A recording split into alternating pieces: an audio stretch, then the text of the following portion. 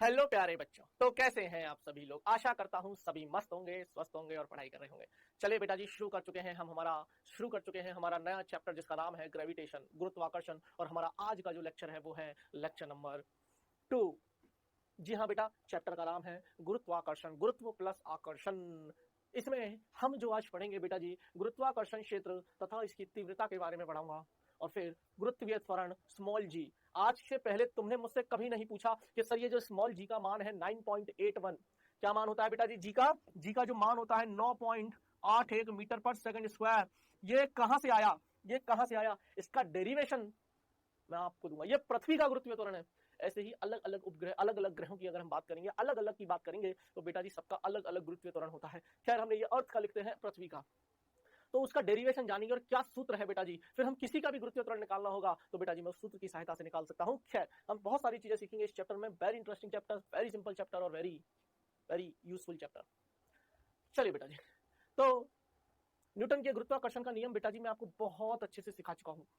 उसका मैंने सदिश रूप भी आपको सिखा दिया। कोई भी दो बिंदु द्रव्यमान है या सममित आकार के कोई गोले हैं बेटा जी, अगर वो किसी दूरी पर रखे हैं, मान लीजिए r दूरी पर रखे हैं, तो उन दोनों के मध्य जो बल होगा, जो कि आकर्षण का होगा, वो होगा F बराबर G m1m2 by r square, जहां G सार्वत्रिक गुरुत्वाकर्षण नियतांक है, यूनिवर्सल ग्रेविटेशनल कांस्टेंट, जिसका मान होता है 6.67 गुना 10⁻11 newton kg square, newton metre square पर kg स्क्वायर। क्लियर? चलिए बेटा जी, मात्रक वो सारी मैंने बता दिए थे। अब कुछ सवाल भी मैंने आपको होमवर्क में दिए थे, वो सवालों से शुरुआत करूंगा। उसके बाद गुरुत्वाकर्षण क्षेत्र तथा इसकी तीव्रता पढ़ेंगे, गुरुत्वीय त्वरण स्मॉल जी के मान की बात करेंगे। उसके बाद गुरुत्वीय स्थितिज ऊर्जा, गुरुत्वीय विभव, पलायन वेग तथा पलायन ऊर्जा के बारे में बातें करेंगे। फिर बेटा जी केपलर का नियम, बहुत सिंपल से नियम है, 3 नियम है, तीनों नियम आपको बता दूंगा। उपग्रह की गति है ना, भू स्थिर उपग्रह या ध्रुवीय उपग्रह के बारे में बात करूंगा, तथा भारहीनता के बारे में बात करूंगा, और फिर अभ्यास प्रश्न। तो बेटा जी आज हम इन दोनों टॉपिक्स पर बात करने वाले हैं, ये दोनों टॉपिक्स सीखने वाले हैं। चलिए बेटा जी, रिवीजन के तौर पर अगर मुझसे आप पूछो कि गुरुजी रिवीजन नहीं करवाओगे, तो रिवीजन तो बनता है बेटा। बिना रिवीजन के अपन ने शुरुआत कब की लेक्चर की? तो सुनो बेटा, है ना। मैंने बोला कि मान लीजिए कि कोई दो बिंदु द्रव्यमान है, एक है m1 और एक है बिंदु द्रव्यमान m2। बेटा जी एक चीज याद रखना कि मान लेते हैं दोनों के बीच की जो दूरी है वो r है, तो बेटा जी पहला वाले पर जो होगा वो बल लगेगा इस दिशा में, और दूसरे वाले पर भी जो बल लगेगा इस दिशा में। एक चीज का विशेष ध्यान रखना, जो बल लगेगा ना बेटा जी, इन दोनों द्रव्यमानों को मिलाने वाली जो रेखा है उसके अनुदिशी लगेगा। पक्की बात है, ये जो बल लगेगा इन दोनों द्रव्यमानों को मिलाने वाली रेखा के अनुदिश लगेगा, पहली चीज। और इस पर बल लगेगा तो हमने इसको नाम दिया है F12 और इसको हमने नाम दिया है F21। आपको याद होने चाहिए बेटा जी, F12 बराबर है -F21 के। याद है? F12 का परिमाण में ये बल हमेशा बराबर होंगे, लेकिन बेटा जी दिशा में विपरीत होंगे। तो इसीलिए कभी भी परिमाण के रूप में लिखना हो तो हमेशा बराबर लिखना, लेकिन अगर सदिश के रूप में लिखना है तो माइनस के साथ लिखना, जहां माइनस ये दिखाती है कि दोनों की दिशाएं जो है वो आपस में विपरीत हैं। दोनों की दिशाएं आपस में क्या है? विपरीत है। और अगर बेटा जी मैं इसी को F नाम दे दूं, तो इसका जो परिमाण आएगा वो आएगा G m1m2 by r square. कब लगाना है ये सूत्र आपको पता होना चाहिए। कब लगेगा ये सूत्र? बिंदु द्रव्यमान दे रखे, याद हो एक छड़ दे दिया मैंने, तो छड़ का और बिंदु द्रव्यमान के बीच में मत लगा देना ये सूत्र। उस तरह के लिए हम बहुत सारी चीजें सीखेंगे, उस तरह के में क्या करना है वो सारी चीजें आपको सिखाऊंगा। क्लियर है क्या बेटा जी? तो जी का मान, जी क्या है बेटा जी? सार्वत्रिक गुरुत्वाकर्षण नियतांक, है ना। अंग्रेजी में इसको बोलते हैं यूनिवर्सल ग्रेविटेशनल कांस्टेंट। बेटा जी जी का मान जो होता है वो होता है एसआई पद्धति में 6.67 इंटू 10⁻11। मात्रक की बात कर लेते हैं, जी को इधर के r स्क्वायर उधर चले जाएगा, द्रव्यमान केजी इंटू केजी स्क्वायर नीचे आ जाएगा, तो न्यूटन मीटर स्क्वायर प्रति kilogram square, newton metre square प्रति किलोग्राम स्क्वायर। बोलो बात समझ में आई? ये हुआ आपका सीजीएस में। अगर यही चीज बेटा जी मेरे को एसआई पद्धति में, यही अगर मेरे को सीजीएस पद्धति में रखना होता तो याद है 6.67 इंटू 10⁻8 करके नहीं लिखा था। न्यूटन का मतलब होता है बेटा जी डायल। सीजीएस में ये आ जाएगा, यहाँ पर सेंटीमीटर स्क्वायर, किलोग्राम है तो यहाँ पर आ जाएगा ग्राम का स्क्वायर। और इस पूरे को सॉल्व किया था तो 10⁻8, ये दोनों वैल्यूज को दिमाग में रखना, काम हो जाएगा। 6.67। बोलो बेटा कहानी क्लियर है? कोई दिक्कत, कोई तकलीफ नहीं है? उसके बाद हमने सवाल किए थे, अगर आपको याद हो तो बेटा जी मैंने बोला था एक समबाहु त्रिभुज था, है ना। यहाँ पर मैंने कुछ द्रव्यमान रखे थे और मैंने बोला था कि बताइए फलाने किसी भी एक शीट्स पर मैंने बोला था कि बताइए इस पर लगने वाला नेट बल आपको ज्ञात करना है, या इस पर लगने वाला नेट या परिणामी बल आपको ज्ञात करना है। क्लियर है, कहानी क्लियर है। चलिए बेटा जी, अब बहुत सारी चीजें हमने कर ली, एक एग्जाम्पल भी करके हमने देख लिया था। अब हम बात करते हैं एक और एग्जाम्पल की, जो मैंने आपको होमवर्क में दिया था, सब बच्चों ने किया हुआ। देखो बेटा, जो होमवर्क देता हूँ, होमवर्क किया करो, होमवर्क किया करो। होमवर्क दिया ही इसीलिए जाता है, होम नाम ही है ना उसका, होमवर्क, जो घर पे किया जाए, दैट इज होमवर्क। अब सवाल को सुनना ध्यान से, सुना कायदे से, मैं करवाऊंगा इस सवाल को। ए भुजा के वर्ग के तीन कोने हैं, उन पर कैपिटल एम द्रव्यमान के 3 समान द्रव्यमान स्थित है। चौथे कोने पर स्थित इकाई द्रव्यमान मतलब जिसका द्रव्यमान 1 किलोग्राम हो, पर लगने वाले आकर्षण बल की गणना करनी हो। आइए बेटा जी सुनते हैं, हल है। यहां पर चित्र बना दूं क्या, है ना, ये वर्ग है, ध्यान से सुनना बेटा जी। 3 कोने ले लो, उन्होंने जैसा दिखाया वैसा ही मैं दिखाऊंगा। यह है कोना नंबर 1, यह है बेटा जी कोना नंबर 2, जैसा उन्होंने दिखाया। हालांकि ऐसा कोई फिक्स नहीं है, आप कोई सा भी कोना ले सकते हो। और कोना नंबर 3, ठीक है। इन तीनों कोनों पर बेटा कैपिटल एम और कैपिटल एम द्रव्यमान रखे हुए हैं। यह है बेटा जी चौथा कोना, यह है बेटा जी चौथा कोना, जहां पर तेरा जो द्रव्यमान रखा हुआ है वो इकाई है 1 है, क्लियर है। और भुजा दे रखी है, कितनी दे रखी है, भुजा दे रखी है ए।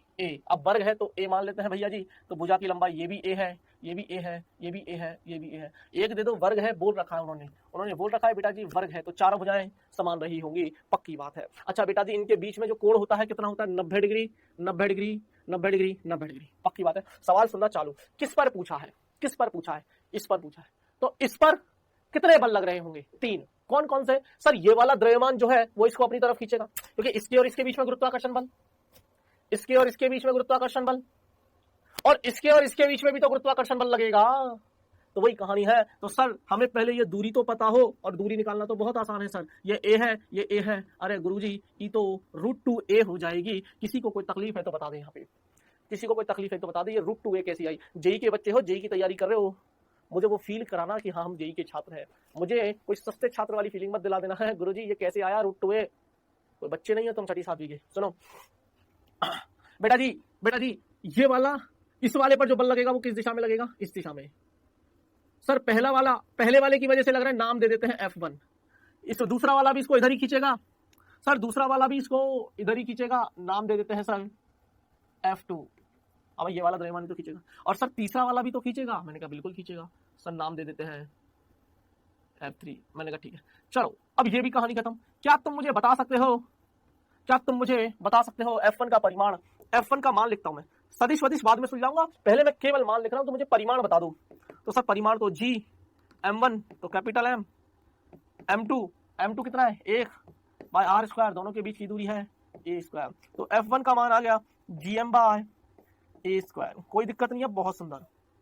अच्छा बेटा जी मैं चाहता हूं F2 का मान भी निकाल लो। F2 का मान कैसे निकालोगे, Gm1 M2 r², दोनों के बीच की, याद रखो दोनों आवेश नहीं, दोनों बिंदु द्रव्यमानों को मिलाने वाली रेखा के अनुदिश बल लगता है, और उनके बीच की दूरी कौन सी है, √2a। तो ये हो जाएगी √2a का स्क्वायर। तो इस पूरे को जब तू सॉल्व करेगा तो ये आएगा सर Gm/2a²। सर F2 भी आ गया। अब बात कर लेते हैं F3 की। F3 बेटा जी इस वाले की वजह से लगेगा Gm/a²। ओहो सर F3 का मान आया Gm/a²। यार ये तीनों ही तो बल हैं, और तीनों बल लग कैसे रहे हैं, अगर मैं तुझे थोड़ा सा फील दिलाऊं, ध्यान से सुनना, ये तीनों बल लग कैसे रहे हैं, तो यही तो है आपका स्मॉल m इकाई द्रव्यमान। तो एक तो लग रहा है ऐसे, एक तो लग रहा है ऐसे, और एक लग रहा है ऐसे। इसका परिमाण कितना है Gm/a², और इसका परिमाण कितना है Gm/a²। और एक और, अच्छा इन दोनों के मध्य कोण कितना है 90 डिग्री। एक और बल लग रहा है, अच्छा बेटा ये बिल्कुल मध्य में लगेगा 45 डिग्री। अब ऑब्वियस ही बात है ना यार, ये विकर्णी तो है, अब ये विकर्णी तो है, तो ठीक आधे से गुजर रहा है ना, ये 45 है तो ये 45। बोलो इस पर एक और बल लग रहा है गुरुजी, और वो लग रहा है, और वो लग रहा है गुरुजी ये वाला F2, और F2 का मान अलग है Gm/2a²। बस मुझे बेटा जी मुझे क्या करना है, मुझे इनका सदिश योग करके इस पर नेट बल निकालना है। अब बेटा अगर मैं थोड़ी देर के लिए इसको भूल जाऊं तो मुझे केवल 2 बल दिखेंगे। सर ये दोनों का परिमाण समान है, परिमाण समान है, और 90 डिग्री पर है काले वाले। 2 बल समान परिमाण, 2 बल माना F है, समान परिमाण के हैं, तो परिणामी कितना आता है बेटा जी, कोई भी 2 बल अगर समान परिमाण के होते हैं F और F, तो उनका परिणामी √2f होता है, और F का मान पता है। तो बेटा जी जो तेरी चित्र दे रखी है उस चित्र में इन दोनों बलों का, कौन कौन से बलों का, इसका और इसका, जो परिणामी आएगा वो कितना आएगा बता सर, √2 टाइम्स ऑफ एफ, और एफ का मान है gm/a²। इन दोनों का परिणामी आया अभी। अच्छा कहा, अब जब कोई भी दो बल समान परिमाण के हो तो परिणामी ठीक मध्य में आता है, परिणामी ठीक मध्य में, अर्थात सर 45 डिग्री के कोण पर आया होगा, 45 डिग्री के कोण पर आया होगा। बोलो बात समझ में आई क्या? लेकिन अभी ये परिणामी पूरा नहीं आया सर, क्योंकि अभी तीसरा F2 बल भी तो जोड़ोगे। ये तो इन दोनों का परिणामी आया, ये जो आया ना बेटा ये वाला, ये तो इन दोनों का परिणाम, अभी ये भी तो बाकी है, और ये कितने पे है, ये भी 45 पर है, अर्थात सर इसी की दिशा में एक और बल है। तेरे पास दो बल है, एक तो ये F2 वाला बल है और एक इन दोनों का परिणामी है। और बेटा जी अच्छी बात यह है कि ये भी 45 डिग्री के कोण पर ही है, तो सर सीधा सीधा जोड़ काहे नहीं देते दोनों को? तो जो नेट बल आएगा वो नेट बल आएगा सर, नेट बल आएगा, दोनों को सीधा सीधा जोड़ रहा हूं, √2 gm/a² प्लस F2 का मान gm/2a²। तो बेटा जी F नेट जो आएगा सर, gm कॉमन ले लो, बाय a² कॉमन ले लो, सर ये हो जाएगा √2 + 1/2। लघुत्तम ले लाके इसको सॉल्व करोगे ना बेटा जी, ये तो 2 हो जाएगा, ये 2√2 + 1 हो जाएगा। बोलो यार, अरे बोल दो बेटा, या ऐसा कर दें, दो कॉमन ले लो, दो मतलब 1/2 कॉमन ले लो, 1/2 कॉमन ले लोगे तो बेटा जी ये हो जाएगा 2√2 + 1, हाँ मतलब एक ही चीज होगी ना। F नेट बराबर कितना आ जाएगा बेटा जी, कितना आ जाएगा, gm/a² 2√2 + 1। ये आया परिणामी बल, और बल है तो न्यूटन में आएगा। ऑप्शन सवाल खत्म हो। कितने बच्चे ऐसे हैं जिनका ये आंसर आया? आप बेटा जी यहाँ पर भी आंसर लिख के छोड़ सकते थे, कहां पर सर, यहाँ पर भी आंसर लिख के छोड़ सकते थे, gm/a², सर gm/a² √2 + 1/2। बहुत सी सवालों में यहाँ पे आंसर छोड़ देते हैं, थोड़ा सा लघुत्तम ले लेगा तो यहाँ पर आंसर आ जाएगा। कितने बच्चे ऐसे हैं, मुझे लिख दो कितने बच्चे ऐसे हैं कि हाँ गुरुजी हमने ये सवाल किया था और एग्जैक्ट वही आंसर आया जो आपका आया। बेटा अगर तेरा यही आंसर मैच हो गया तो समझ ले तू सीख गया सवाल। बस कुछ नहीं करना, सदिशों का योग आना चाहिए, कोई भी दो सदिशों का योग कैसे किया जाता है वो आना चाहिए। आइए एक और नई वैरायटी सवाल की करवाता हूँ, मेरे पास वैरायटी बहुत है सवालों की। पहले बता ये पक्के हो गए क्या, कर लोगे, कोई तकलीफ नहीं है? आइए बेटा जी, हाँ प्रश्न नंबर 2 लगाइए हेडिंग, प्रश्न नंबर 2। चले आगे, चलिए बेटा जी, M1 तथा M2 द्रव्यमान के दो कण d दूरी पर विराम अवस्था में स्थिर है।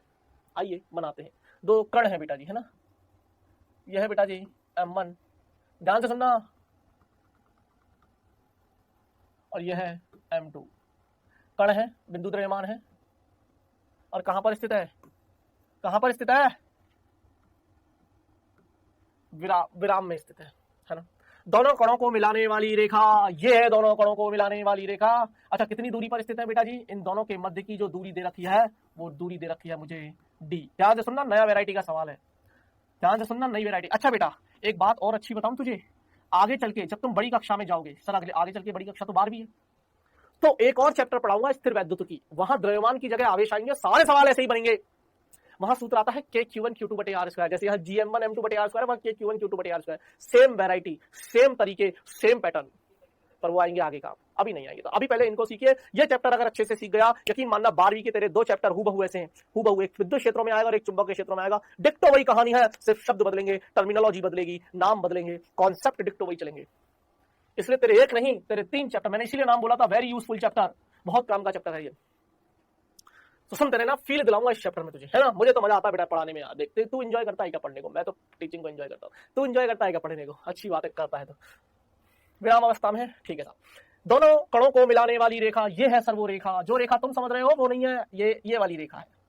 पर कण, मुझे नहीं पता कौन सा कण, तीसरा कण इस प्रकार स्थित है कि इस पर कोई गुरुत्वाकर्षण बल नहीं लगता। मान लेते हैं सर इस कण की M1 से दूरी, जो ये तीसरा कण रख रहा हूं ना, M1 से कितना दूरी पर रखे, मतलब इन दोनों के बीच में एक तीसरा कण, तीसरा बिंदु द्रव्यमान कहां रखूं कि उस कण पर लगने वाला जो नेट बल है, गुरुत्वाकर्षण बल, वो शून्य हो जाए, नहीं है बोला है। तो मुझे नहीं पता, तो क्या करो भैया, तो भैया जी मान लेते हैं सर वो यहां से x दूरी पर, यहां से x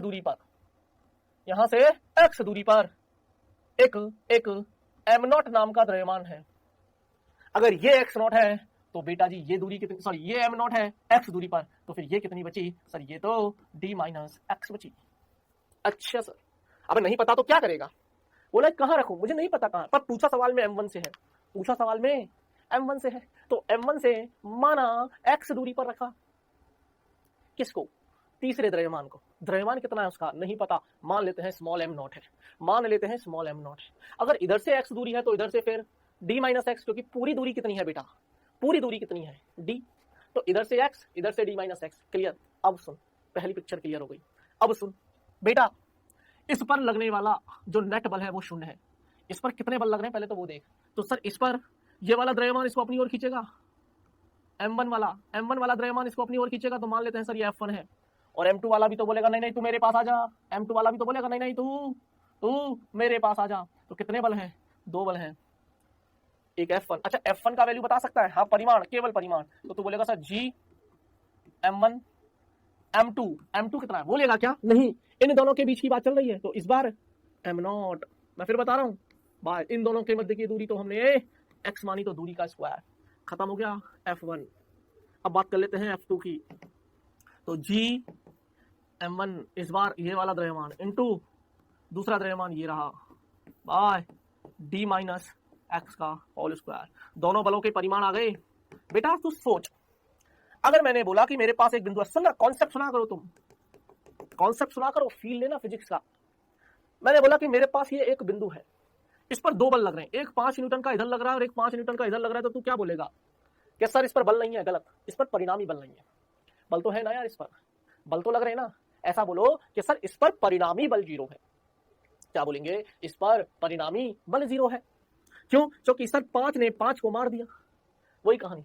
अगर मुझे इस बिंदु पर परिणामी बल शून्य चाहिए, क्योंकि उन्होंने बोला कोई गुरुत्वाकर्षण बल नहीं है, तो इसका परिमाण और इसका परिमाण बराबर होने चाहिए, अर्थात f1 और f2 दिशा में तो विपरीत है, दिशा तो विपरीत है, लेकिन अगर इसका और इसका परिमाण, दोनों के परिमाण बराबर हो जाएं तो एक दूसरे को निरस्त कर देंगे, नेट बल 0, अर्थात मुझे f1 और f2 को बराबर करना है। खत्म हो गया सवाल। अर्थात मुझे f1 और f2 को बराबर करना है, नेट बल 0 होने के लिए। तो बेटा जी g m1 m0 by X square बराबर, अब बच्चा बोलेगा सर अब तो हो जाएगा, छोड़ दो, नहीं छोड़ूंगा। वजह बताता हूँ, इसमें लगती है स्मार्ट कैलकुलेशन। वो एक तरीका देख ले कैलकुलेशन स्मार्ट करने का, फिर हर बार वैसा, जब भी इस तरह की गणित फंसेगी तो तुझे मेरे वाला ही तरीका लगाना है। जल्दी होंगे, g m2 m0 by d minus X का होल स्क्वायर। जो कटेगा, जो मर रहा है उसको मार दीजिए, जो बच रहा है उसको बचा लीजिए। m1 बाय एक्स स्क्वायर बराबर m2 by d minus X का होल स्क्वायर। तुझे किसका मान निकालना है? x का। m1 m2 और d के पदों में। यहाँ से इतना तो पक्का हो गया कि सर हम सही जा रहे हैं, हमारा आंसर तो आएगा। लेकिन बेटा अब बच्चे क्या गलती करते हैं वो बताता हूँ, या बच्चे क्यों अननेसेसरली कैलकुलेशन में टाइम खराब करते हैं मैं वो बताता हूँ। बच्चे इसको a माइनस बी के होल स्क्वायर से खोल देंगे, पागल हो। a माइनस बी के होल स्क्वायर से खोलेंगे, फिर वज्र गुणा करेंगे और फिर लंबी लंबी कैलकुलेशन करते बैठेंगे। अपन का सीन नहीं है ऐसा, अपन नहीं करेंगे, अपन है स्मार्ट। देख, स्मार्ट कैलकुलेशन बोलते हैं यहाँ पर। क्या है ये? Smart calculation. स्मार्ट बच्चे, स्मार्ट कैलकुलेशन। सुन सर m1 है ना, सर मैं m1 को रूट m1 का स्क्वायर लिख दूं, लिख सकता हूं ना, और सर इसको x का स्क्वायर लिख दूं, ये तो है ही x का स्क्वायर। सर m2 है ना, इस m2 को मैं रूट m2 लिख के इसका स्क्वायर कर दूं, और ये d माइनस एक्स का होल स्क्वायर। सर सब तरफ से स्क्वायर हटा दो, सर सब तरफ से स्क्वायर हटा दो। बेटा जी जब सारी तरफ से तो स्क्वायर हटा देगा तो रूट m1 बाय एक्स बराबर root m2 by d minus X. अब कर वज्र गुणा, अब कर वज्र गुणा, वज्र गुणा करने पर तो बेटा जी root m1 d minus x बराबर रूट m2 इंटू एक्स। तो बेटा जी root m1 into d minus root m1 into x बराबर रूट m2 इंटू एक्स, उधर चला जाएगा तो रूट m1 इंटू डी बराबर root m1 x plus root m2 x. X common ले ली, एक्स कॉमन ले ली, root m1 plus root m2। तो बेटा जी एक्स का मान root m1 by root m1 plus root m2, और ये डी रह जाएगा। ये आया तेरा एक्स का मान। उन्होंने आर मान लिया था, मैंने एक्स मान लिया, कोई बुराई नहीं है। उन्होंने आर मान लिया, मैंने एक्स मान लिया, तो मैं इसको भी एक्स ही कर देता हूँ, क्या फर्क पड़ना है। ठीक है, तो एक्स का मान आ गया। अब सुन, ये कहां से आई, ये M1 से दूरी आई। ए सुन, अब एक स्टेप और आगे जाऊंगा। ये क्या निकाला तूने, सर ये M1 से दूरी आई। M1 से तूने क्या मानी थी, एक्स, तो तेरे पास एक्स का मान आया। तो उससे अगर M2 से दूरी पूछ लें तो इसी एक्स को किसमें से माइनस करेगा, डी में से। अब एक्स्ट्रा अगर M2 वाले से दूरी पूछें तब तब तब ये दूरी कितनी है, d माइनस एक्स है, और d माइनस एक्स का मान ये रहा root M1 by root M1 plus root M2 into D common लेगा, सॉल्व करेगा तो जो भी मान आएगा बेटा जी डी कॉमन लेके 1 minus root M1 by root M1 plus root M2, ये आंसर आएगा।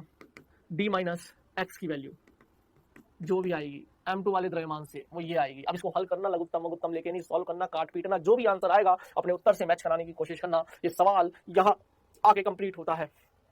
पहले बताओ सवाल का पैटर्न समझ में आया, करने के तरीके समझ में आए। बेटा एक नया डिफरेंट वैरायटी था तेरे सामने जो मैं लेके आया हूँ, वैरायटी डिफरेंट है। मैं फिर कह रहा हूँ अलग अलग वैरायटी के सवाल है, इनको समझिए, इनको करिए। जब तक नहीं करोगे मजा नहीं आएगा। चलें अब चलते हैं बेटा जी सवाल नंबर 3।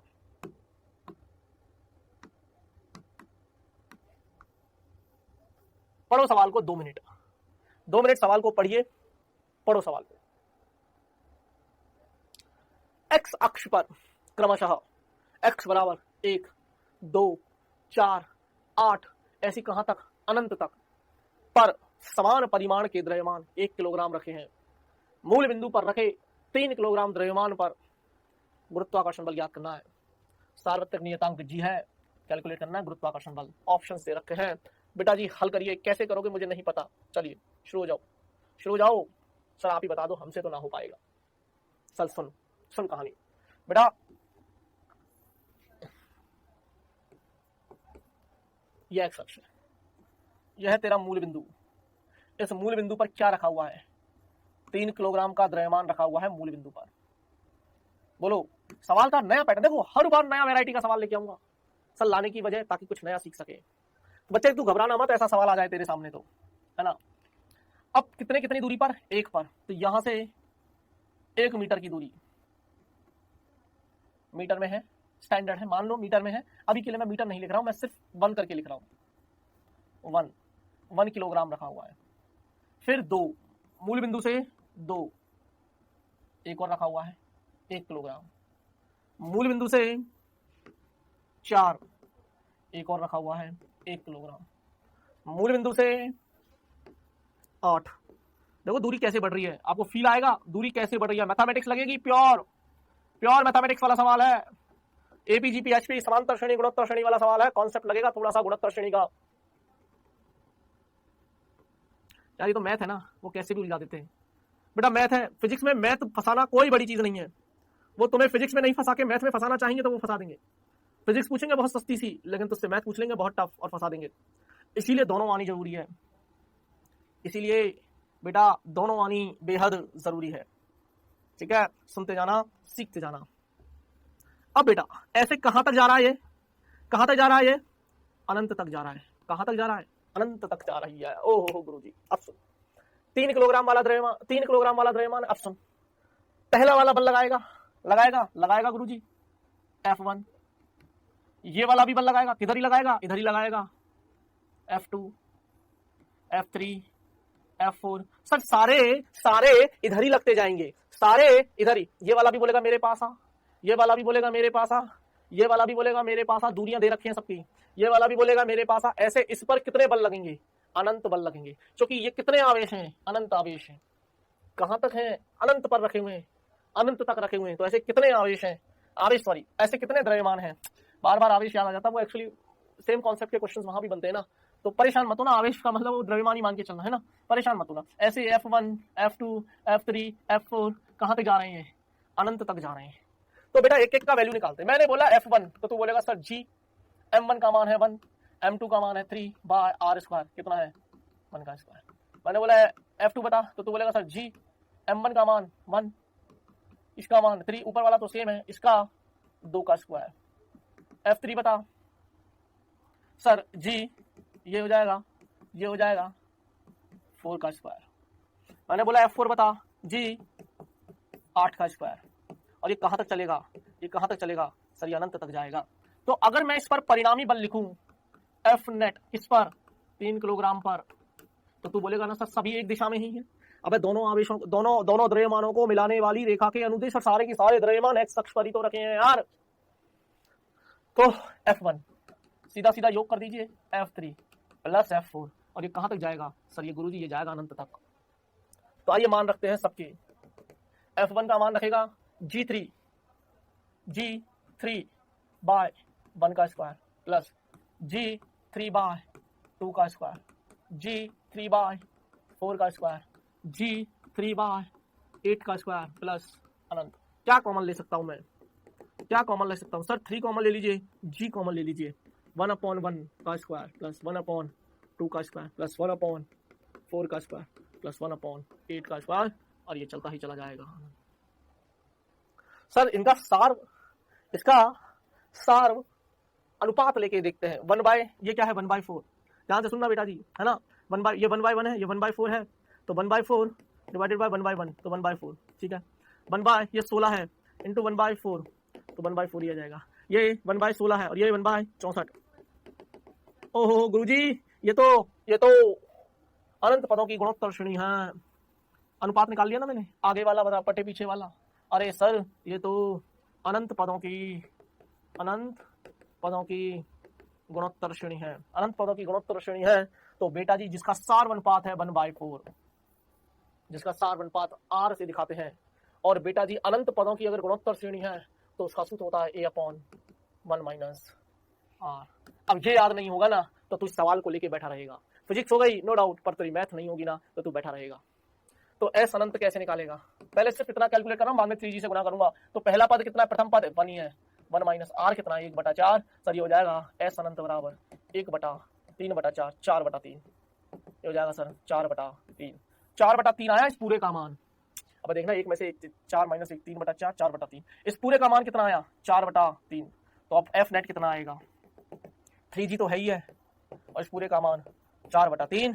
सर F नेट जो आएगा वो आएगा 4G, और G का मान पूरी दुनिया जानती है 6.67 इंटू 10 की घात -11 न्यूटन मीटर स्क्वायर पर केजी स्क्वायर। हालांकि हमारे तो ऑप्शन G के पदों में दिए हैं, इसलिए हमें टेंशन नहीं है।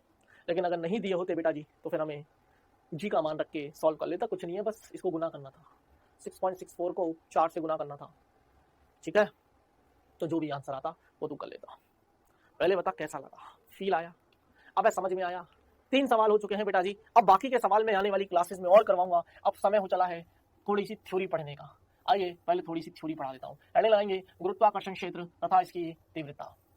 बेटा जी सुनते जाना, जैसे मैं थोड़ा सा फील दिलाता हूँ आवेशों से या चुंबक से दिलाता हूँ। जैसे मैंने बोला कि तेरे पास एक चुंबक है, थोड़ा सा लिंक करेंगे। तो चुंबक के 2 ध्रुव होते हैं, एक उत्तरी ध्रुव होता है और एक दक्षिणी ध्रुव होता है। इसके पास तू एक दूसरी चुंबक लेके गया। अच्छा सर ये वाला एग्जांपल क्यों ले रहे हैं, ये वाला एग्जांपल इसलिए ले रहे हैं क्योंकि हर बच्चा बचपन में चुंबक से खेला होता है, हर बच्चा बचपन में चुंबक से खेल चुका होता है, इसलिए भी चुंबक वाला एग्जांपल है। मैंने क्या किया बेटा जी, इन दोनों को पास पास रखा, है ना। मान लेते हैं सर ये एस है और ये नॉर्थ है। तो बेटा जी तुम्हें पता है कि साउथ और नॉर्थ है, आकर्षित होंगे। अगर यहाँ उत्तरी ध्रुव होता, नॉर्थ होता, तो नॉर्थ और नॉर्थ रिपेल करते, प्रतिकर्षित करते एक दूसरे को। तो जाहिर सी बात है सर इन दोनों के मध्य क्या होगा, आकर्षण। अब एक बात बता, अब मेरी बात को हाँ में हाँ मिलाते जाना, क्योंकि सही बात है। तूने बेटा जी सिर्फ दूसरी वाली चुंबक को इसके पास ले जाके रखा कुछ दूरी पर, तो क्या ये अपने आप चिपक गई? तूने जबरदस्ती चिपकाया क्या? नहीं, तूने केवल इसको पास ले जाके रखा, इन दोनों ने आपस में कर लिया अपना जुगाड़, सेटिंगबाजी कर ली, भैया चिपक जा, चिपक गई दोनों, चिपक गई दोनों। क्या तूने धक्का दिया, क्या तूने खींचा, या तूने बोला कि नहीं जाओ जाओ जल्दी जल्दी जाओ चिपको एक दूसरे से, या चिपको आंदोलन तो नहीं ना चल रहा है, या नॉर्थ और ये साउथ है ना, नॉर्थ और नॉर्थ बनाते हैं, ये साउथ है और ये नॉर्थ है, ये नॉर्थ और ये साउथ है। बोलो बेटा, तो ये दोनों एक दूसरे को प्रतिकर्षित करेंगी। तो ये जो प्रतिकर्षित कर रही हैं, ये जो आकर्षित कर रही हैं, इसमें तेरा कोई हाथ है क्या? मैं तो सर इनको बस पास ले जाके रख देता हूं, ये अपने आप कर रही है जो कर रही है। इसका मतलब कोई तो है जो इनको करवा रहा है। तो बेटा चुंबक के आसपास एक क्षेत्र होता है, ये भी चुंबक के आसपास क्षेत्र, जिसे चुंबकीय क्षेत्र कहते हैं, जो दिखाई तो नहीं देता परंतु अपना काम बखूबी करता है, उसको बोलते हैं चुंबकीय क्षेत्र। क्या बोलते हैं? चुंबकीय क्षेत्र। वो बाद में समझ में आएंगी, तुमने अगर कक्षा 10वीं में पढ़ा हो चुंबक को लेके कि चुंबकीय बल रेखाएं जो होती है वो उत्तरी ध्रुव से निकलती हैं बाहर की तरफ, और अंदर की तरफ दक्षिणी ध्रुव से चुंबकीय बल रेखाएं दक्षिण से उत्तरी की तरफ जाती हैं। इतना तुमने पढ़ा होगा, बोलो बेटा, इतना तुमने पढ़ा होगा, बोलो बेटा। कहानी समझ में आ रही है क्या? तो ये कहानी है बेसिकली, अगर हम देखे जाए तो। ठीक है, ये छोटे से कॉन्सेप्ट्स बता रहा हूं मैं तेरे को, हल्के फुल्के, ज्यादा डिटेल में अभी घुस नहीं रहा हूं। तो जैसे चुंबक ने अपना काम बखूबी किया, तो कोई ना कोई क्षेत्र था, उसको नाम दिया चुंबकीय क्षेत्र, क्योंकि वो चुंबक का था। ऐसे ही बेटा जी आवेश की कहानी भी होती है, कि मैंने बोला कि एक मैंने धनावेश रख दिया, एक और धनावेश रख दिया, ये दोनों धनावेश एक दूसरे को क्या मारेंगे? रिपेल मारेंगे, अर्थात प्रतिकर्षण होगा। तो क्या ये दोनों अपने आप प्रतिकर्षित हो रहे हैं? हाँ, तूने केवल इनको पास ले जाके रखा। तो बेटा जी इसने भी अपना कोई ना कोई क्षेत्र बना रखा होगा, इसने भी अपना कोई ना कोई क्षेत्र, चूंकि ये विद्युत आवेश है इसलिए इससे पैदा होने वाला क्षेत्र को हमने नाम दिया विद्युत क्षेत्र। तो ये क्षेत्र जो होते हैं ना, दिखाई नहीं देते। ऐसे ही हर एक वस्तु जिसका द्रव्यमान है उसके आसपास ऐसा गुरुत्वीय क्षेत्र होता है। कौन सा क्षेत्र? गुरुत्वीय क्षेत्र, जो तुम्हें दिखाई नहीं देता। जैसे सर, ये धरती माता, हम रह रहे हैं, मैंने सर अगर इसको छोड़ा, सर मैंने इसको छोड़ा तो ये नीचे ही गिरा, मैंने इसको छोड़ा तो ये नीचे ही गिरा। किसने खींचा? धरती माता ने खींचा। तो किसके प्रभाव में है ये? गुरुत्वाकर्षण क्षेत्र के प्रभाव में है ये। सारा तरफ गुरुत्वाकर्षण क्षेत्र है, जो दिखाई तो नहीं दे रहा लेकिन अपना काम बखूबी करता है। इसका मतलब सर गुरुत्वाकर्षण क्षेत्र होते हैं। वहीं से कहानियों की शुरुआत की गई, वहीं से कहानियों को बताया गया। ये छोटा सा कॉन्सेप्ट है लिंक करने के लिए। समझिए, अब थोड़ा फील आया होगा, हल्का सा ही आया होगा, लेकिन अभी और आएगा। किसी द्रव्य कण अथवा द्रव्य कण तंत्र, कोई अलग से कण हो या अथवा कोई निकाय हो या सिस्टम हो, कि चारों ओर स्थित क्षेत्र में, एक कण के चारों ओर स्थित क्षेत्र में अगर कोई अन्य कण आ जाए, एक चुंबक के चारों ओर स्थित क्षेत्र में कोई अन्य चुंबक आ जाए, एक आवेश के चारों ओर के क्षेत्र में कोई अन्य आवेश आ जाए, क्योंकि आवेश था तो आवेश ही आना चाहिए था, चुंबक है तो चुंबक ही आना चाहिए था। अगर ऐसा कोई कण है, उसके आसपास के क्षेत्र में कोई एक अन्य कण आ जाए, कोई एक अन्य कण m डैश आ जाए, और वो अन्य कण अगर गुरुत्वाकर्षण बल को अनुभव करता है, खिंचाव आकर्षण बल का अनुभव करता है, तो इस क्षेत्र को, जिस क्षेत्र में आया है तभी तो ये आकर्षण का बल का अनुभव कर रहा है, तो ये जो क्षेत्र कहलाएगा, ये क्षेत्र इसका गुरुत्वाकर्षण क्षेत्र कहलाएगा, इसका नहीं। इसने तो अनुभव किया है, इसने तो महसूस किया है इसका गुरुत्वाकर्षण क्षेत्र को, तो क्षेत्र किसका है? इसका। समझ में आया? ऐसा तो सर इसका भी तो क्षेत्र होगा। इसके क्षेत्र में ये वाला अनुभव करेगा, इसके क्षेत्र में ये वाला अनुभव करेगा। सर दोनों द्रव्यमानों के बीच आकर्षण बल, न्यूटन के गुरुत्वाकर्षण का नियम थोड़ा लिंक हो रहा होगा। सर कॉन्सेप्ट को जोड़ने की कोशिश करना, फील आएगा चैप्टर में, मजेदार चैप्टर है। तो इस क्षेत्र को हम उस द्रव्य कण का, क्या बोला है? उस द्रव्य कण का, इसका अथवा द्रव्य कण तंत्र का गुरुत्वाकर्षण क्षेत्र कहते हैं, ग्रेविटेशनल फील्ड।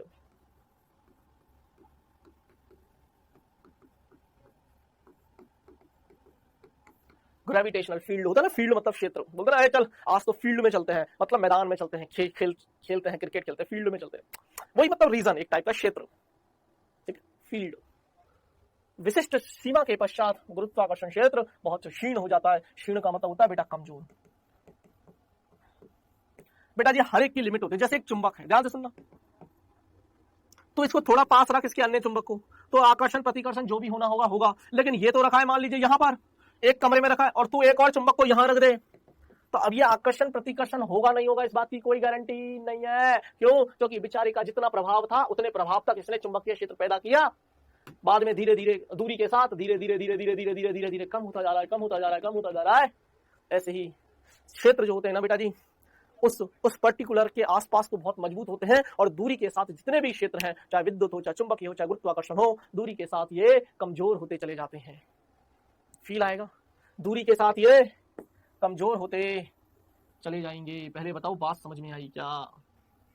ठीक है, तो उन्होंने बोला है कि एक विशिष्ट सीमा, एक निश्चित दायरे तक तो इनकी वो रहती है पहचान, उसके बाद ये धीरे धीरे कमजोर होते चले जाते। इसीलिए पृथ्वी का गुरुत्वाकर्षण क्षेत्र की भी एक सीमा है कि पृथ्वी का गुरुत्वाकर्षण क्षेत्र कितनी ऊंचाई तक है, कहां तक है। उसके बाद जब गुरुत्वाकर्षण क्षेत्र को पार कर जाता है तो वस्तुएं उड़ने लगती है, जहां गुरुत्वीय त्वरण होता ही नहीं है, जहां गुरुत्वाकर्षण बल ही नहीं होता। याद है, थोड़ा थोड़ा कहानी याद आ रही है। एक मूवी आई है बेटा जी, ग्रेविटी नाम की, एक मूवी देखी होगी आपने, ग्रेविटी। नहीं देखी तो बता देता हूं, अच्छी मूवी है, साइंस फिक्शन की मूवी है। समय मिले ना तो उस ग्रेविटी मूवी को देख लेना, थोड़े कॉन्सेप्ट्स खुलेंगे।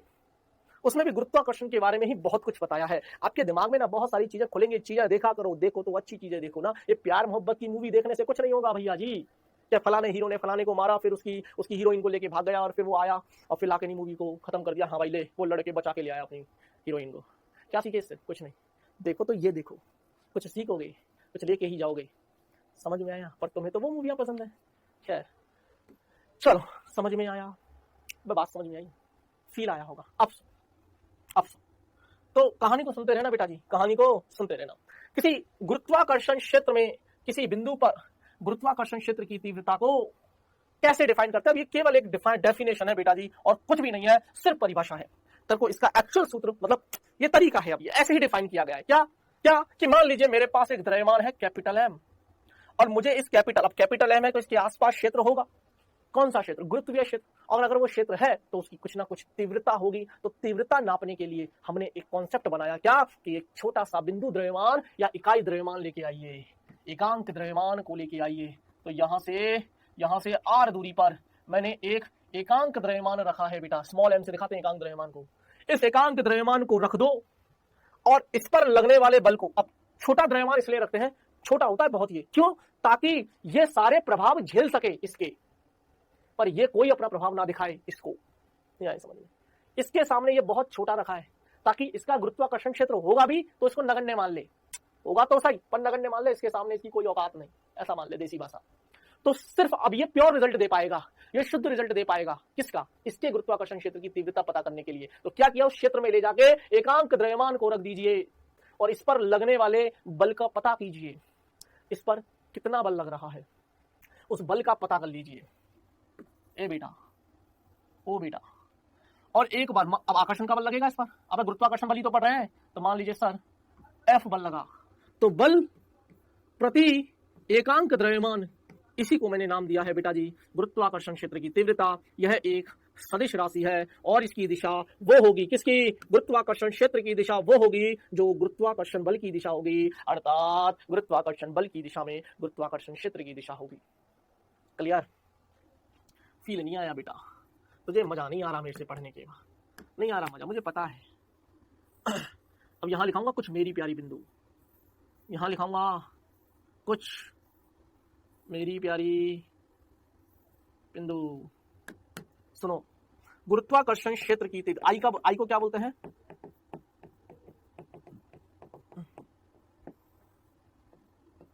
गुरुत्वाकर्षण क्षेत्र की तीव्रता। यह एक सदिश राशि है, यह एक सदिश राशि है। इसकी दिशा वह होगी जो गुरुत्वाकर्षण बल की होगी, जो गुरुत्वाकर्षण बल की होगी। देख, सारा मामला फिटाट है। पहले बता, बात समझ में आई क्या? अरे बोल दे बच्चे। सदिश राशि है, गुरुत्वाकर्षण बल की दिशा में होती है, और मात्रक न्यूटन बल है ना, न्यूटन में आएगा, द्रव्यमान है किलोग्राम में आएगा, मात्रक न्यूटन पर केजी। बीमीय सूत्र लिखना होगा। तो बेटा जी बल का ml T-2 me, F बराबर me है ना, तो बल का आ गया न्यूटन पर केजी, जो इसका आ जाएगा m, ये कट जाएगा L T-2 बचेगा। तो बेटा जी बीमीय सूत्र जो आएगा गुरुत्वाकर्षण क्षेत्र की तीव्रता का, वो आएगा L T-2। सर m0 लिख मत लिख, एक ही बात है। पहले बता, ये पूरा पन्ना क्लियर है क्या? फील आएगा क्या बेटा? यार देख, तुझे फील आना चाहिए यार, मैं पढ़ाने के लिए आया हूं तुझे। बोल, बात समझ में आई क्या? कहानी क्लियर है? चल बेटा अब आगे चलते हैं। चलो बेटा, है ना। अब अगली हेडिंग है सर, कण बिंदु द्रव्यमान के कारण गुरुत्वाकर्षण क्षेत्र की तीव्रता। लगाइए अगला हेडिंग बेटा जी। एक कण है बेटा, है ना, उस कण के कारण से, मतलब बिंदु द्रव्यमान है, उसके कारण से मुझे गुरुत्वाकर्षण क्षेत्र की तीव्रता चाहिए। चलना सुनना ध्यान से बेटा जी। देखो छोटा सा डेरिवेशन है, इसमें ज्यादा दिमाग लगाना नहीं, मैं आपको यहीं पर करके दिखा देता हूँ क्या कहानी है और इसकी पूरी पूरी पूरी हिस्ट्री समझा देता हूँ क्या है। मैंने बोला बेटा जी कि तेरे पास एक कण द्रव्यमान है, इसका द्रव्यमान मान लेते हैं कैपिटल एम है, ठीक है साहब। इसके आसपास क्या रहा होगा? गुरुत्वीय क्षेत्र रहा होगा, ऑब्वियस सी बात है। अगर इसके आसपास गुरुत्वीय क्षेत्र है तो बेटा जी गुरुत्वीय क्षेत्र की तीव्रता निकाल सकते हैं। गुरुत्वीय क्षेत्र की तीव्रता निकालने के लिए गुरुजी आपको एक इकाई द्रव्यमान बिठाना पड़ेगा। द्रव्यमान क्या है? एक इकाई। इस पर बल बता पहले तो सर इस पर जो बल लगेगा, अब चूंकि गुरुत्वाकर्षण पढ़ रहे हैं, आकर्षण का बल लगेगा। क्या लगेगा? आकर्षण का बल। और याद हो तो मैंने ये भी बताया था कि जिधर बल होता है उसी दिशा में, बल की दिशा में ही बेटा गुरुत्वाकर्षण क्षेत्र की तीव्रता आई होती है, और यह एक सदिश राशि होती है। तो सर बल भी तो एक सदिश राशि है। क्लियर है बात? सर दूरी मान लेते हैं आर है। तो ऐसे बोलते हैं कि इस बिंदु कण की या इस बिंदु द्रव्यमान की गुरुत्वीय क्षेत्र की तीव्रता या गुरुत्वाकर्षण क्षेत्र की तीव्रता आर दूरी पर कोई बिंदु है पी, यहां पर अगर हमें निकालनी है तो बेटा जी जो तीव्रता निकलेगी वो निकलेगी सर बल बटा द्रव्यमान। बोलो, परिमाण की बात कर रहा हूं अभी केवल परिमाण। अब यह बल निकाल पहले तो। सर बल कैसे निकालेंगे? G capital M small m by are square. बेटा इस मान को उठा के यहां रख दे, तो जी कैपिटल एम स्मॉल एम बटे आर स्क्वायर, और यहां पर एक स्मॉल एम है, इससे ये कट जाएगी, तो आई बराबर G capital M by are square. ये मैंने केवल परिमाण निकाला, पर मैं चाहता हूं कि मुझे सदिश रूप में प्राप्त हो। अब बेटा जी ध्यान से सुनना, अगर मुझे स्थिति सदिश लिखना होगा तो क्या मैं स्थिति सदिश इस तरीके से लिखूंगा? और स्थिति सदिश और तीव्रता क्या दोनों विपरीत दिशा में है? इसका मतलब है कि सर आएगा तो माइनस। अगर मैं सदिश रूप में लिखना चाहूं तो sir GM by are square, और बेटा जी दिशा लिखनी है तो आर कप्पा और इसको लिख ले माइनस। क्या लिख ले? माइनस। क्यों? इसकी दिशा में, इसी स्थिति सदिश की दिशा में तूने एक एकांक सदिश आर कप्पा ले लिया। एकांक सदिश क्या काम आता है? सिर्फ और सिर्फ दिशा दिखाने के काम आता है बेटा जी। तो वाई सदिश बराबर कितना हो जाएगा? माइनस जीएम बाय या अब सुन बेटा, अब ध्यान से सुनना, माइनस को तो बाहर ले ले चल, जीएम बाय आर स्क्वायर। यार आर कप्पा एकांक सदिश कैसे लिखता है बेटा जी? एकांक सदिश कैसे लिखता है? सर उसी सदिश में अगर मैं उसी सदिश के परिमाण का भाग दे दूं तो एकांक सदिश, इसकी वैल्यू यहां रख दे, तो आर सदिश by are square into R cube, तो सदिश रूप में ये कितना हो जाएगा? G M by R cube, और यहां चाहो तो माइनस आर सदिश, माइनस अंदर पहुंचा दिया, कोई बुराई नहीं है। This is intensity of gravitational field.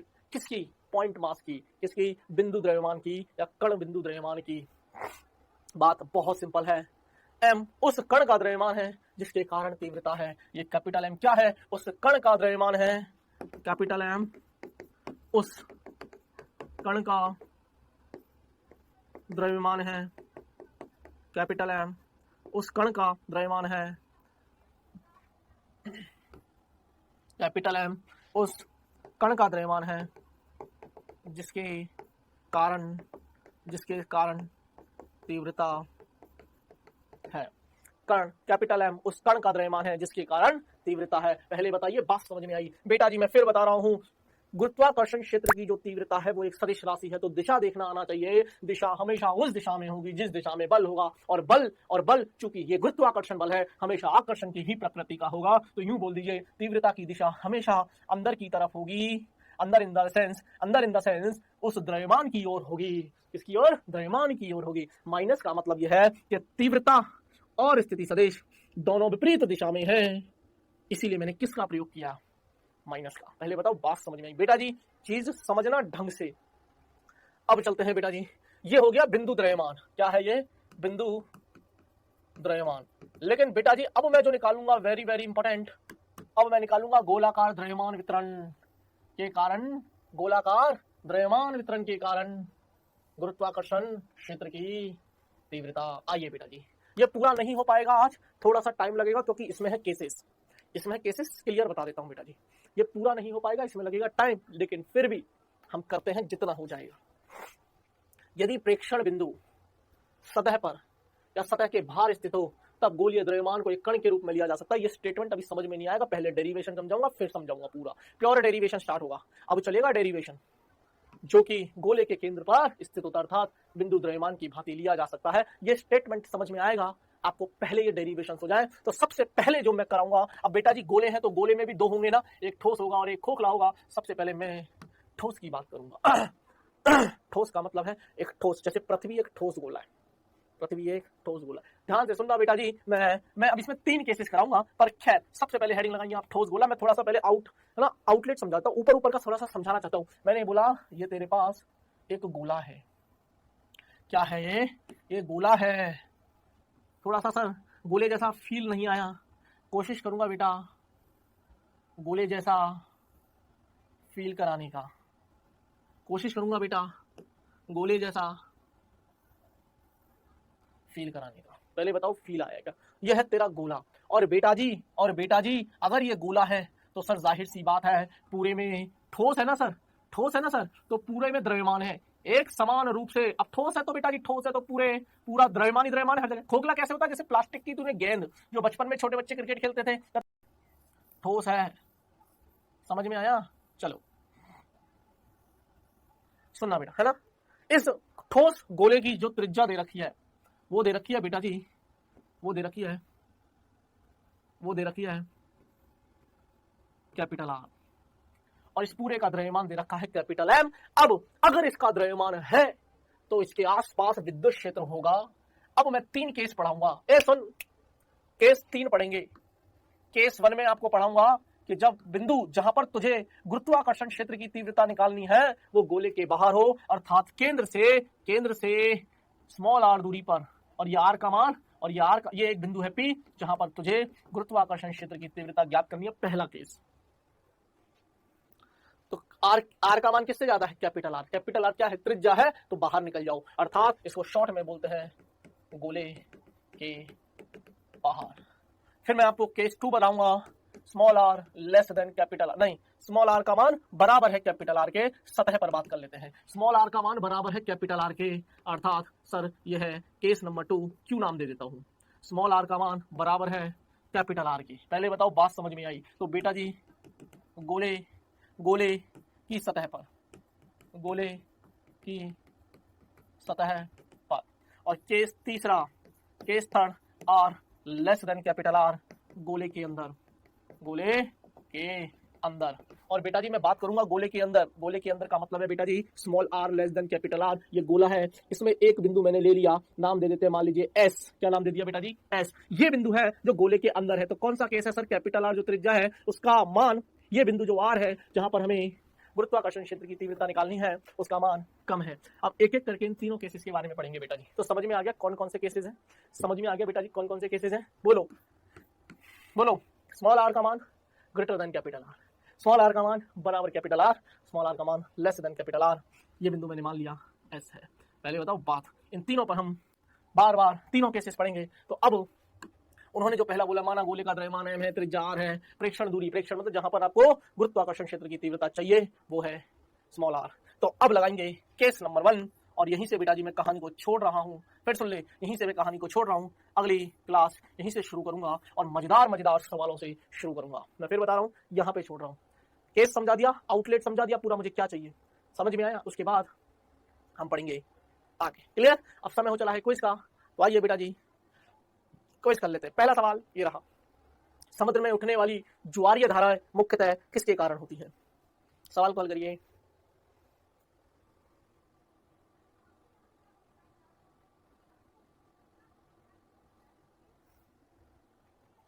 चलिए अगला सवाल, अंतरिक्ष यान द्वारा पृथ्वी से चंद्रमा और फिर चंद्रमा से पृथ्वी की ओर यात्रा के दौरान अधिकतम ईंधन की खपत होगी कब होगी? कब होगी? जब पृथ्वी से चंद्रमा की ओर जा रहे हो या चंद्रमा से पृथ्वी की तरफ आ रहे हो, किस अवस्था में, किस स्थिति में ईंधन की सबसे ज्यादा खपत होगी? किसमें तेल ज्यादा जलेगा? ईंधन बोल दीजिए, फ्यूल, वापसी यात्रा में पृथ्वी के गुरुत्वाकर्षण के विरुद्ध, जाते समय यात्रा में पृथ्वी के गुरुत्वाकर्षण के विरुद्ध, चंद्रमा पर पहुंचने पर चंद्रमा के गुरुत्वाकर्षण के विरुद्ध, उपरोक्त में से कोई नहीं। कॉमन सेंस के सवाल हैं। चलिए बेटा जी, समुद्र में उठने वाली जो ज्वार भाटाएं हैं, जो ज्वारीय धाराएं हैं, वो मुख्यतः पृथ्वी पर चंद्रमा के गुरुत्वीय प्रभाव से होती है। जो चंद्रमा का गुरुत्वीय प्रभाव पृथ्वी पर पड़ता है, गुरुत्वाकर्षण के, चंद्रमा के गुरुत्वाकर्षण के कारण से जो पृथ्वी पर है, पृथ्वी पर जो लगता है उसके कारण से ज्वार भाटाएं आती हैं बेटा। ठीक है, तो ये तीनों आंसर गलत है बेटा जी। अंतरिक्ष यान द्वारा पृथ्वी से चंद्रमा और फिर चंद्रमा से, देख बेटा, तू जब पृथ्वी से जब तू चंद्रमा की तरफ जाएगा ना, तो तू पृथ्वी के गुरुत्वीय क्षेत्र के या पृथ्वी के गुरुत्वाकर्षण बल के विरुद्ध जा रहा है, तो विरुद्ध जा रहा है तो तुझे एक्स्ट्रा वर्क करना पड़ेगा। तो जाते समय यात्रा में पृथ्वी के गुरुत्वाकर्षण क्षेत्र के विरुद्ध। आंसर इसका भी 2 हो जाएगा, इसका भी 2 हो जाएगा। क्लियर? चलिए बेटा जी, तो गुरुत्वाकर्षण क्षेत्र हमने सीखा, इसकी तीव्रता निकाला सीखा। अभी बाकी है, सीखेंगे गुरुत्वीय त्वरण बाकी है, बट कोई बात नहीं, टेंशन मत लीजिए, करेंगे, धीरे धीरे करेंगे बेटा जी। अभी तो शुरुआत हुई, अभी तो लेक्चर नंबर 2 की कहानी खत्म हुई है। क्लियर है बेटा जी? एक सवाल होमवर्क में दे रहा हूँ, कोशिश करना इसको करने की। अगली क्लास में वही टॉपिक्स पढ़ाऊंगा, क्षेत्र तथा इसकी तीव्रता और गुरुत्वीय त्वरण ही पढ़ेंगे। ठीक है, तो आज के लिए तो बेटा जी इतना ही, मिलते हैं अगली क्लास में। तब तक के लिए अपना ख्याल रखिएगा, हंसते रहिएगा, मुस्कुराते रहिएगा और जुड़े रहिएगा डाउटनेट के साथ। सो बाय बाय, धन्यवाद।